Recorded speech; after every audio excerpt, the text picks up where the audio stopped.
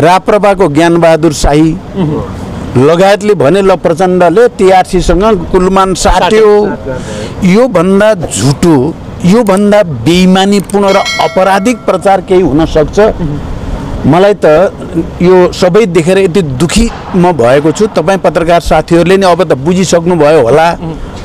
सत्यको यो फेरि एकचोटि निकै ठुलो जालझेल भएको जस्तो महसुस मलाई भयो। छल गरे एक दुई दिन पर्खे पनि हुन्थ्यो। म चाहिँ सिंहदरबार गएर टीआरसी बारे टुङ्गियाको लगत्तै गर्नुपर्ने त केही बाध्यता त थिएन। त्यसले मलाई फेरि स्वर्ग र नर्क सम्झायो। एउटा कुरा सुन्नुहोस् है, एउटा कुरा। अर्को कुरा त्यही दिन तुरुन्तै अब लामो अहिले केही भन्नु छैन। प्रधानमन्त्रीले आएर रोस्टममा जवाफ नदिएसम्म हाउस चल्न सक्दैन हामीले भनिएको छ। प्रधानमन्त्रीले यसलाई सहज ढङ्गले लिनुपर्ने हुन्छ। उहाँले आएर स्पष्टीकरण दिनुपर्ने हुन्छ। स्पष्टीकरण चित्त बुझ्दो भयो तुरुन्तै हाउस चल्छ। स्पष्टीकरण पनि जालझेलको भयो भने चाहिँ आन्दोलन अगाडि।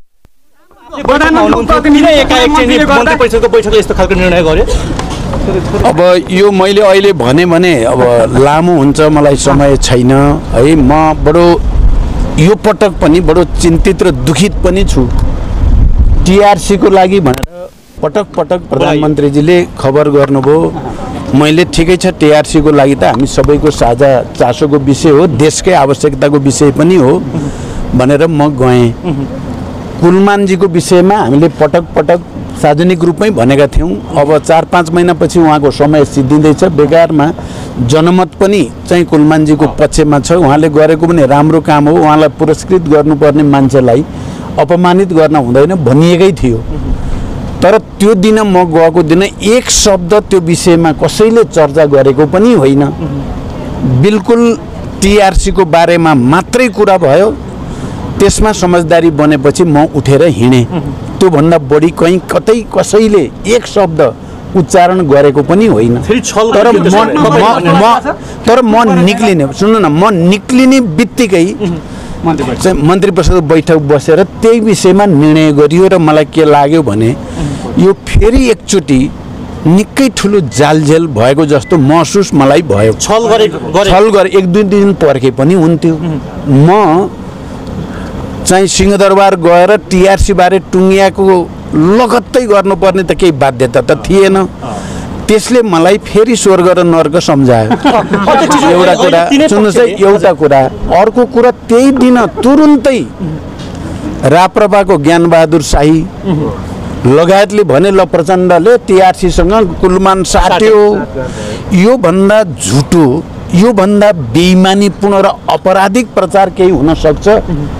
मलाई त यो सबै देखेर यति दुखी म भएको छु। तपाईँ पत्रकार साथीहरूले नि अब त बुझिसक्नु भयो होला। सत्यको पक्षमा बोलिदिनु होला।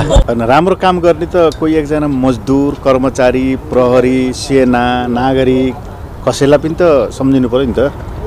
नेपालमा आजभन्दा 3-4-5 वर्ष पहिले हामी निकै अन्धकारमा रहेका थियौँ।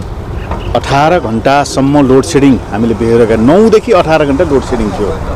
त्यो लोड सेडिङ करिब एकपछि अर्को गरी कतिपय प्रोजेक्टहरू पनि बनाए होलान्।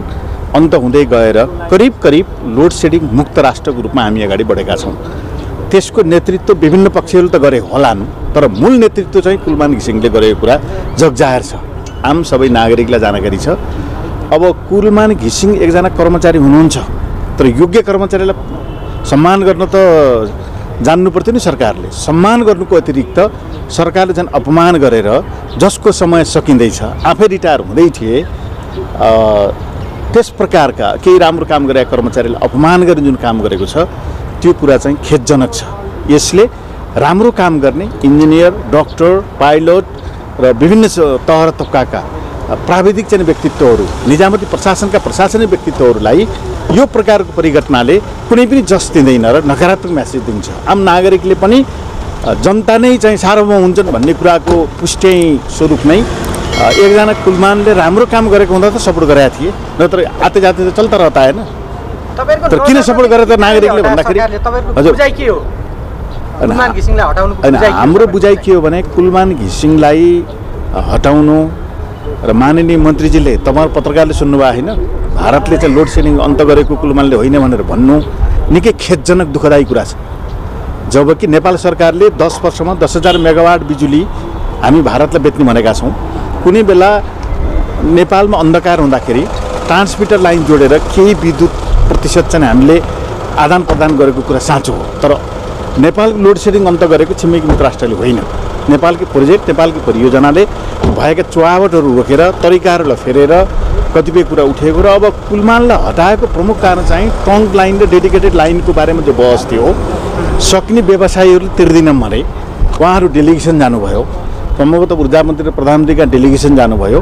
त्यो डेलिगेसन सम्झिनु भयो। त्यही भएर त हामीले बिचौलिया भनेको सरकार जनता पक्षमा छ बिचौलिया पक्षमा छ भनेको त यही कुराले पुष्टि गरायो नि। बिजुलीको पक्षमा हिँडिरहेको छ सरकार। ट्रङ्क लाइनको विषय स्वयं कुलमान घिसिङले चाहिँ उठाउन नचाहेको कारणले अब उठाउने गरी नियुक्ति गरे भनेर कारण दिए। अब यस्तो हावादारी कुराको पछि नलागौँ। स्वयं चाहिँ सरकारको प्रवक्ताले क्याबिनेट बैठकबाट बाहिर निस्कँदा कारबाही भएको छैन भनेर बोल्नुभयो। कसो कुरो पत्ता हुनुहुन्छ?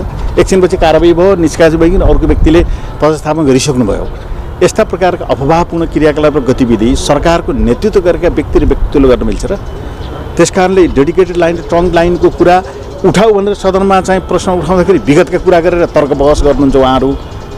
अहिलेको ऊर्जा मन्त्री लगायतका चाहिँ कतिपय साथीहरूले सरकारको पक्षमा कुलमानले कहिल्यै पनि नउठाउने कहिल्यै पनि बगौता नलिने भनेका छैनन्। म तपाईँलाई भन्न चाहन्छु अस्ति पनि भनेको एकजना कोही पनि किसानले हुम्लामा केन्द्रीय प्रसारण लाइन गएको छ भने सामान्य चाहिँ रोजगारी नभएको सामान्य चाहिँ गरिबीको न्यूनतम अवस्थाबाट गुजेको किसानले पनि लाइनको पैसा तिरे हुन्छ। व्यवसायले तिर्न सक्दैन। व्यवसायीले त्यो पैसा तिर्नको निम्ति कुलमानले लाइन काटिदिनु भयो। उहाँहरूले चाहिँ लाइन जोड्नको निम्ति चाहिँ ठाडो दबाब दिनुभयो। यसरी पुष्टि हुन्छ नि त। त्यसो अब डेडिकेटेड र ट्रङ्क लाइनको पैसा उठ्दैन? डेडिकेट उठाउनुपर्छ उठाउनुपर्छ। संसद चाहिँ कसरी? अनि संसद त प्रधानमन्त्रीले जवाब दिनु पर्यो। यो विषय भयो गरेको के हो? नागरिक सडकमा छन्, विरोध गरेका छन्। यो विषयमा चाहिँ सरकारको तर्फबाट कारबाही के रूपमा भएको, के विषयमा भएको, के गल्ती गरे वा चाहिँ केमा चित्त बुझेन, सरकारको जवाब चाहिँ सदनले खोजेको हो। प्रधानमन्त्रीले जवाब दिनु पर्यो। प्रधानमन्त्रीले आएर भएको स्थिति के हो, किन चाहिँ हटाइएको हो, यसको विकल्प के हो, तपाईँले सोध्नुभएको प्रश्नको जवाब चाहिँ सरकारको तर्फबाट सरकारको कार्यकारी प्रमुखको हैसियतले सम्माननीय प्रधानमन्त्रीले जवाब दिनु पर्यो।